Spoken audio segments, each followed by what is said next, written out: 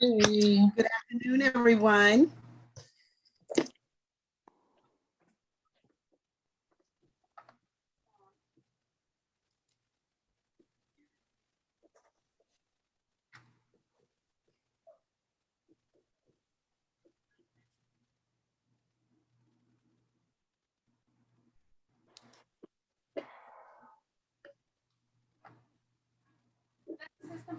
Mm-hmm.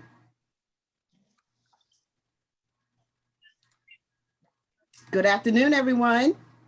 We're good? Takira, can you hear me? Donna, I can hear you. Yes. Great, great.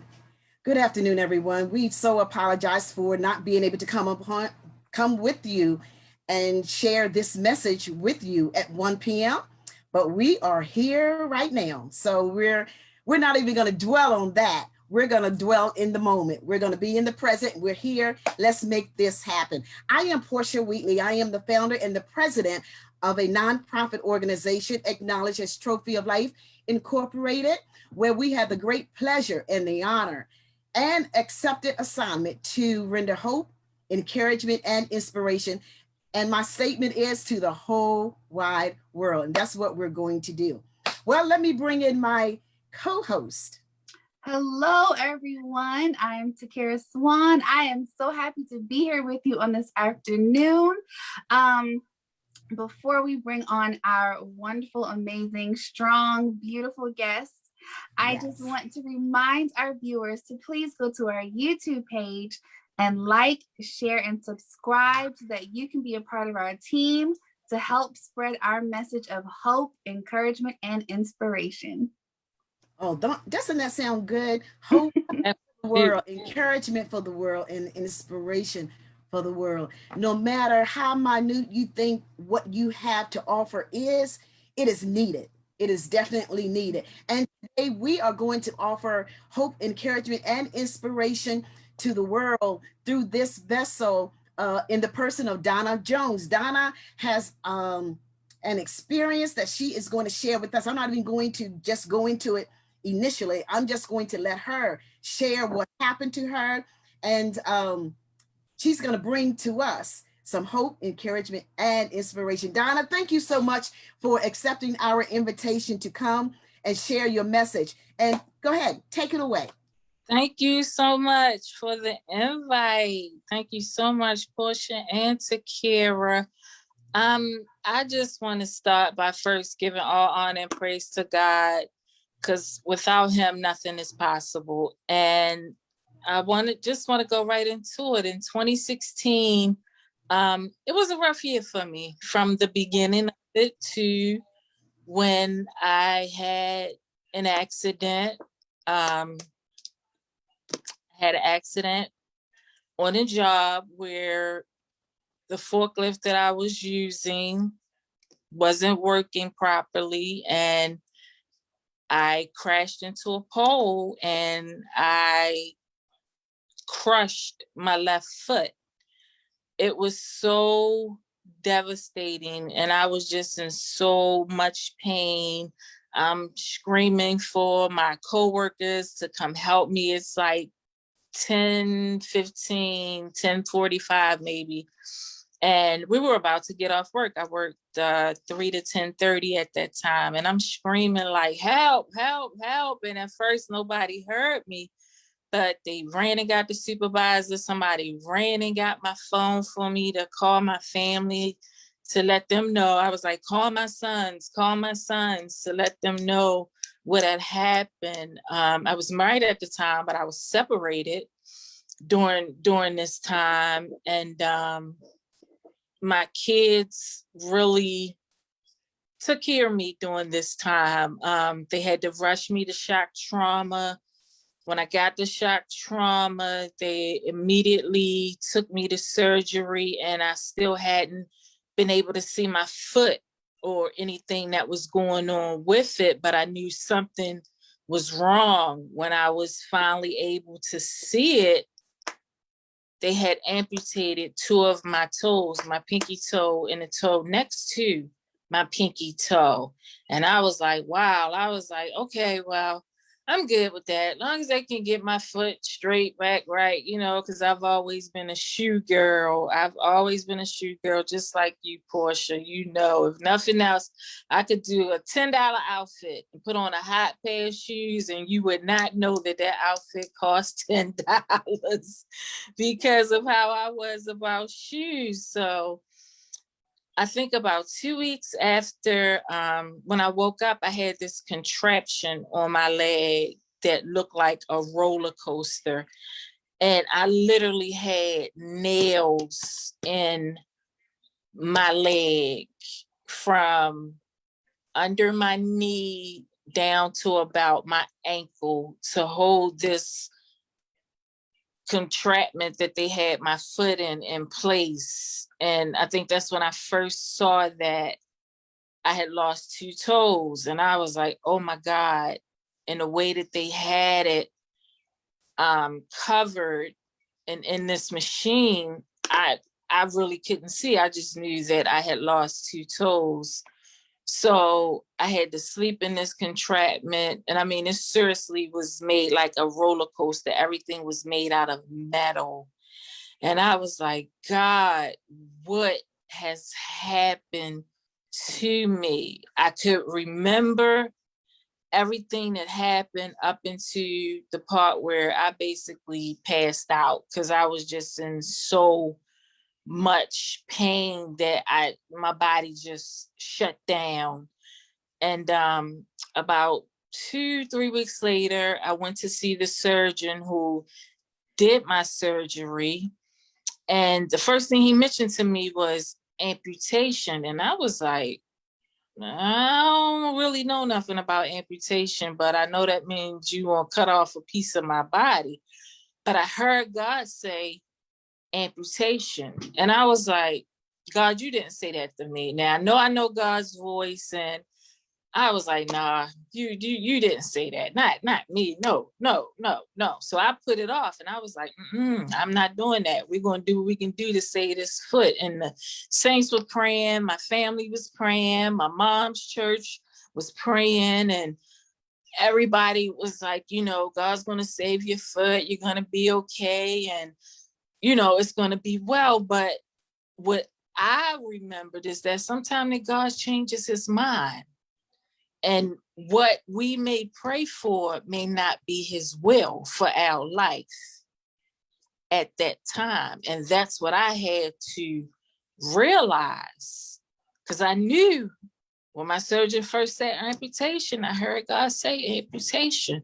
And I didn't say anything to anybody about it until a couple of months later when I was still in the hospital. My youngest son was living with me at the time. So I told my oldest son, I'm like, hey, Miles, I think Miles was in maybe 11th grade at that time. I said, I need you to move in and keep an eye on your brother. Now, I don't know what I was thinking with a 17-year-old and a 24-year-old. I said, because as close as they are, they weren't watching each other. They was just having fun at my house. And even one point, the kitchen caught on fire. I'm in the hospital and I'm like, what am I supposed to do? Y'all calling me? What am I supposed to do? Call them, the fire department. But my oldest son was able to put the fire out. It was in the kitchen, but you know, thank God most apartments now make you have insurance. So I did have insurance to get my kitchen and everything redone. And my oldest son had burnt his hand a little bit getting the pot out of the house, because at that time I didn't even have a fire extinguisher in my kitchen. But after the fire, my ex-husband made sure that we had a fire extinguisher in the house. So as time went on, I did come home maybe about 2 or 3 months later, and they had nurses coming, they had physical therapy people coming, but during that time in the hospital, I had so much support and so much love that even when I wanted to be depressed, I couldn't, God wouldn't allow me, even when I had my days where I would just cry, like, you know, okay, this happened to me, God, what's going on? This happened to me. And I even asked the question, why? It's like, why not you? Why not you? And God has so many people from my ministry, my old ministry, my spiritual big sister, Vicki Johnson, came to see me, my pastors, Bishop Greg and Pastor Tanya Dennis came to see me, my spiritual dads, Archbishop Ralph Dennis and Bishop Carrington Morgan, and even members from the ministry, both ministries, came to see me. And it was a lady that I didn't even know this lady. I was in physical therapy one day and I thought she went to Kingdom, but she actually went to my old church. And she sat with me while I did physical therapy, and I didn't know who she was, but she knew me and she was talking to me. This lady actually went out and brought me pajamas, a couple of sweatsuits. I think Bath and Body Works was still at Security Mall. She bought me a teddy bear with a candle in it. She said, this is for when you go home. And I was like, wow, are you serious? And anybody who knows me knows candles is a fetish of mine, just like shoes are. So when I finally got home and opened the teddy bear, it was also a gift card in the bag. And I was like, look at God. He is just sending people to bless me. And I had just moved into my apartment not even a month before I had my accident. And members from Kingdom came and they helped me finish unpacking. And I was just like, God, you just doing it. You just making sure that your daughter is okay despite this situation. But I still knew I had to make a decision. So when I went back to see my surgeon, they brought me back in to clean my foot because the whole bottom of my foot had turned black. And they thought it was infected. So, but once they cleaned the foot out, I mean, it was from like my heel all the way to where my toes begin at. My whole foot was black. And it was smashed over to the right.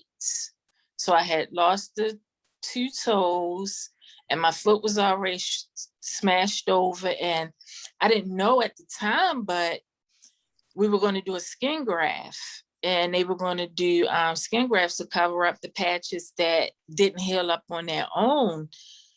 And the morning that the doctor came to talk to me about it, he was like, oh no, your foot will never be the size of the other one. It's going to always look like this. And I said, and I just began to pray. And my parents would come to see me every day.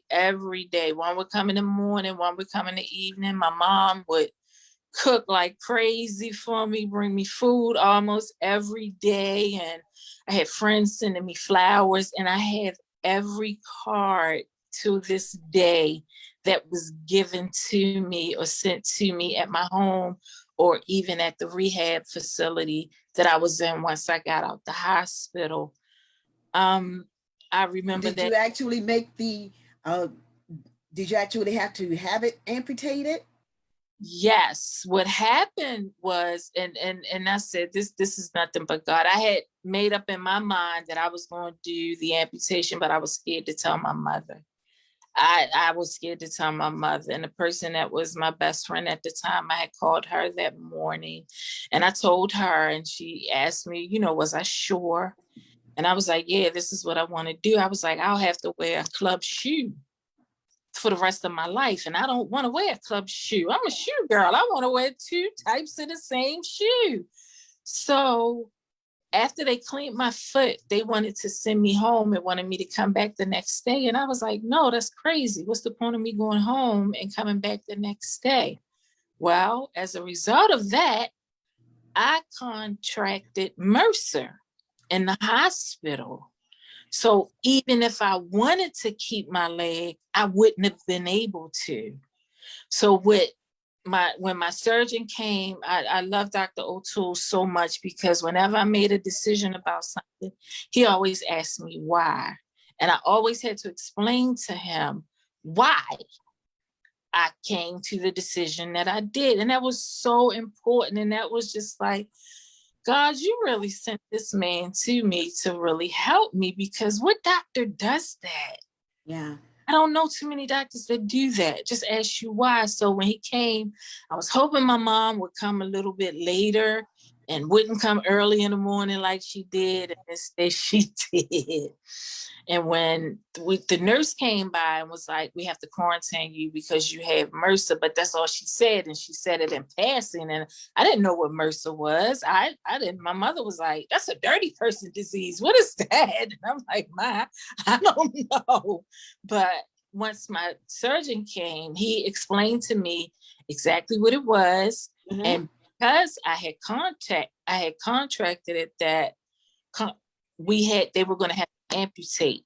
They weren't going to be able to do the skin graft. And I said, well, good, because I had already came to the decision to amputate. And my mom just started sobbing. I mean, it hurt me to hear her sob the way that she was. And I was like, Ma, it got to the point where I was like, Ma, I have to hear what the doctor is saying. Just walk away for a minute. And he explained to me what it was and what had happened, and that they wouldn't have to take my whole leg. They would only have to do below the knee and my foot. And I was like, okay. And I didn't understand what a BKA was at the time. That's a below knee amputation. Mm-hmm. The different terms in it. And he was like, you'll understand the different terms. Let me interrupt just for a second. What was your mentality, emotional state at that time when you had to give us a brief description of what your emotional state was at that time? It was, God, I trust you with my life. Yeah. God, I trust you. If this is what it is, then this is what it's going to be. It's a greater purpose for this. And this is not me. It's for someone else. Just like now. Right. And I was just like, okay, God, I heard you say this back in October. Back in August. It was maybe October, November, because I remember spending Thanksgiving and Christmas in rehab after I had my patient. And still, God still just kept me uplifted with the word, people calling me, ministering to me, sending me books, being there, just encouraging me. Even when I wanted to be depressed, God wouldn't allow it. He just wouldn't allow it. And I was like, okay, God, I want to be upset. I want to be mad with you. I don't want to be mad at the world. How am I going to live the rest of my life like this? Yeah. And but he did it for you. I'm sure it did a little bit of you getting used to. And and now I know when you got your you shop for shoes. You still shop for shoes. I know you do. You shop for shoes. But and then when you got your leg, was that a little more comforting to know? Oh my God, that was such an experience, because I had a leg that didn't have skin on it. It just had the pole. And I was so embarrassed to show it. I would never show it until one day I wanted to go to the mall. And it's my left leg, so I'm able to drive. I had on some capris, and I had my pole, and I have these high top Wonder Woman Converse, and I took a picture and I put it on Facebook. I said, I was scared to do this, but this is something that I had to do for me and not just for others. But so many people were just like, I'm proud of you, your strength, you're just so strong. And I'm like, it's not me, it's God, because I don't have the strength to do this on my own. It's no way, if I was not a child of God, that I probably wouldn't even be able to sit to you right now and talk to you, because I would still be depressed and in a hurting state. But God chose me for a reason. Absolutely. And that's the way you have to look at it, that he has still had purpose. One leg Donna, two leg Donna, you still had a purpose. Yes. And I You still had your mind. Yes. I still had my mind. And it got rough. Sometimes, I'm sure.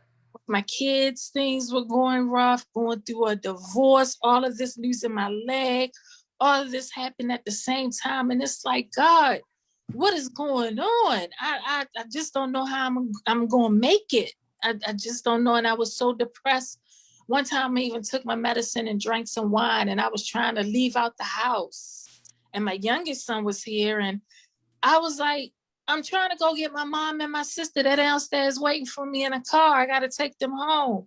And they had to call. He called his dad, and they called my mom, and she talked to me on the phone. And they was like, what is wrong with you? And they felt like I was addicted to my medication, but they didn't understand that at that point I was depressed. They did not understand that how hurt that I was to be going through it when I was just used to working. And, my son said to me yesterday, he was like, "Ma, come on now. It's going on 5 years. You got to do better. Stop with the excuses.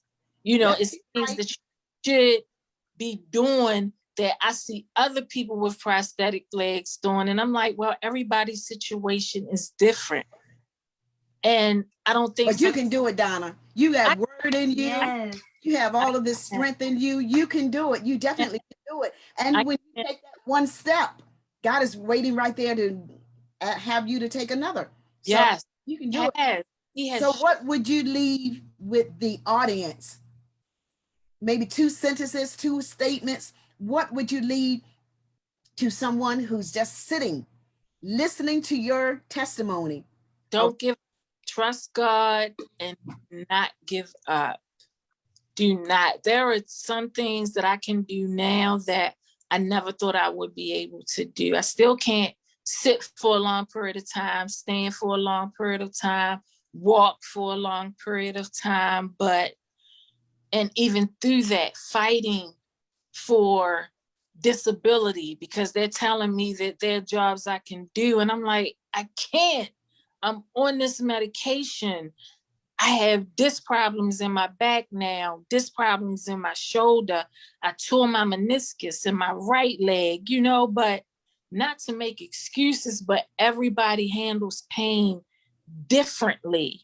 Mm-hmm. And my pain, as being someone who's lost a limb, may be different from somebody else. Like my surgeon who did my torn meniscus surgery told me once they did the surgery, I have arthritis. Somebody else could have, it was only a little bit of arthritis, but somebody else could have this amount of arthritis and they'd be fine. But me, I was in a lot of pain where I had to give cortisone shots in my knee, but I wasn't going to give up. And I was going to continue to go to church, trust God, and be the woman of God that he has called me to be. That's the main thing. So you already know when I told you when I first heard that this had happened to you, what was the first thing I said? I said, oh no, I said, Miss Donna loves wearing heels. I was like, what should I do?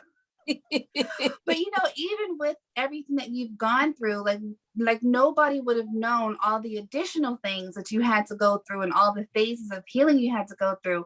But I can honestly say, God has surely kept you, because even though we knew you were going through this with your foot getting amputated, we couldn't tell anything is going on. I can't tell that you have a torn anything or, anything in your back, arthritis, none of that, because you have been able, I feel like God's given you grace for what he wanted, to happen and what he needed you to do. Amen. And what was supposed to come out of this, because Amen. You have handled this with style and grace. And like I said before, you still cute. Like, it doesn't matter. You can't wear your 8-inch heels like you wanted to, like you did before, but you are still cute and fly, like beautiful inside and out. And I'm just happy that, and grateful that God kept you in your right mind. He gave you strength. And to our viewers out there, you know, it's so important to have that support group, that circle of friends and family to help you. And just like she went through something that I could never imagine that she would be going through. You know, God has truly kept her. He's given her peace. He's given her so much strength, and that core group of people to help her and get through this journey, and so that she can share this with people like you and the world, so that you can know, if she can do this, you can do it. Whatever you're going through, you can really get through it. And you know, and he will cover you and give you grace, so people you don't even look like what you've been through, you know. And I think that's just the wonderful beauty and grace of God, how he does that so well. So that's what I have to say to you. I am so proud of you for coming on our broadcast. You know, I know it takes a lot to share, you know, when things like this happen to people. And I'm so proud of you for your strength and your bravery. And I know even as you continue to heal and to grow in your process, I know that, you know, it's going to be even more beautiful as time goes on. So I'm just so proud of you, Ms. Donna. I really am. Because you did work a lot. That's another thing I can say. She works all the time and she wore those heels. But, you know, even with things that have changed in your life, he's bringing you through it, and you're just blossoming beautifully. So I just want to thank you for allowing God to use you and to be you and still be your loving self, and for coming on the broadcast today. I really do. I do want to add, God changed my circle in so different seasons and different people for different reasons. That's one thing that he has continued to do over these past 5 years. And sometimes it hurt. Because like I said, the person that was my best friend just walked away from me. And to this day, I still don't know. But God has added other people in my life to give me what I need, and for me to give them what they may need from me, and to show them that you had fight. I've always been a fighter. I had to fight. I was light-skinned with long hair, so I had to fight, you know, and that's always been in me. And that's something like my son said to me yesterday, Ma, you didn't raise us the way that you're acting. He was like, that's not how you raised us. You don't even act the way that you raised us. And it hit home. I was like, he is absolutely right. Because I taught them to be survivors and fighters. I had boys, so I had to be hard on them. I was like, you know, when they didn't do good in sports, I told them, I'd be like, Coach, sit them down, put them on the bench. I was that mom, but they knew, you know. They turn out to be good boys, though. They turn out to be good. You know, all boys, girls too, doing certain ages in their life, they go a little stray every now and then, but it's in. You see how what you taught them came back to you? Yes. So, and then even on that note of who your friends, who you thought walked away from you, just like, and that's, don't try to force it. If they're supposed to be gone, let them go. But if God says you're coming back together at some point in your life, so be it. But fret over it. It is. And in the meantime, you've lost nothing. And everything that you have lost, you lost nothing, because he replaced it, or he even gave you more than what you had before. So, and even with that situation, I know it'll work out for your good. It really will. I believe it will. All right. Thank you so very much for clearing your schedule to come back with us at 4 o'clock. Thank you. You're absolutely welcome. We thank you.